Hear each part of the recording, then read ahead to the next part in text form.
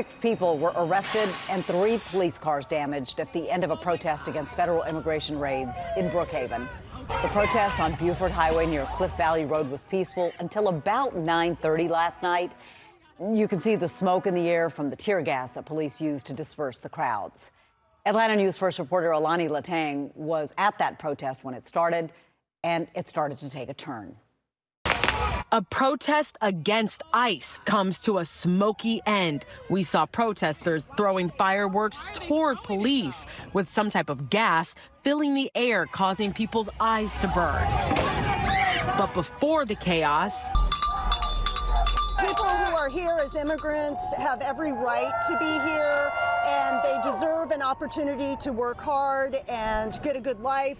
signs held high, megaphones on full volume, protester after protester. Hundreds of them lined Buford Highway in Brookhaven, rallying against the Trump administration's immigration policy and ongoing deportations. Some protesters say it's impacting them personally. We can't even come out without being scared.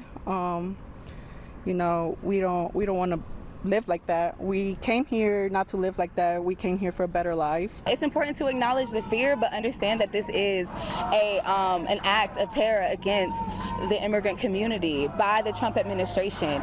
They're trying to use the immigrant community as a scapegoat right now to be able to cut programs, saying that they're a drain on society when it's really these billionaires that are a drain on our society. Protesters here say they are standing with the communities in Los Angeles as they've been protesting there for several days against ICE.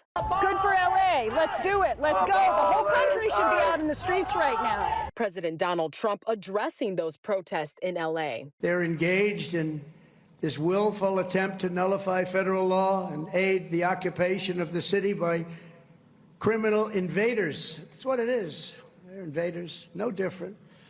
Their position is that the rioting will not stop unless ICE withdraws from Los Angeles and ceases the enforcement of federal immigration law.